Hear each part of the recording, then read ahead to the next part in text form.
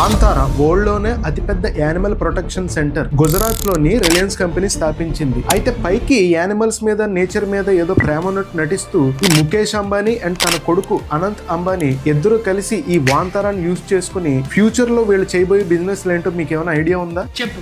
Mainly 3 businesses ఉన్నాయి. మూడో business కనుక తెలిస్తే ముఖేష్ అంబానీ భారతదేశంలో ఎందుకు ఇంత అత్యంత సంపన్నుడయ్యాడని మీకు అర్థం అవుతుంది. ఫస్ట్ బిజినెస్ వచ్చి వాటర్. వాంతారాలోని అనేక సరస్సులు ఉన్నాయి. ముఖేష్ అంబానీ ఎలాగా మినరల్ వాటర్ బిజినెస్ లో ఉన్నాడు కాబట్టి ఈ వాటర్ ని ఒక ఆపర్చునిటీగా తీసుకుంటాడు. అండ్ సెకండ్ బిజినెస్ వచ్చి యానిమల్స్. చాలా సార్లు వింటుంటాం ఆ యానిమల్స్ అంతరించిపోతున్నాయి, ఈ యానిమల్స్ అంతరించిపోతున్నాయి. మరి అన్ని యానిమల్స్ అంతరించిపోతుంటే వైద్య రంగం ఎక్స్పెరిమెంట్ చేయడానికి యానిమల్స్ ఎవరిస్తారు? అప్పుడే వస్తాడు Mukesh Ambani with animals from Vantara. Already 32 countries నుంచి 39,000 యానిమల్స్ ని వాంతారాలో పెంచుతున్నట్టు సమాచారం ఉంది. అండ్ థర్డ్ బిజినెస్ వచ్చి most important carbon credits. Carbon credits అంటే గాలిలోని కార్బన్ డైఆక్సైడ్ ని తగ్గించే సామర్థ్యం ఆధారంగా కార్బన్ క్రెడిట్స్ ని సమకూర్చుతారు. కొన్ని companies and factories carbon dioxide ని రిలీజ్ చేస్తుంటాయి. బట్ లిమిట్ కన్నా ఎక్కువ రిలీజ్ చేస్తే గవర్నమెంట్ ఈ కంపెనీస్ కి ఫైన్ వేస్తూ ఉంటుంది.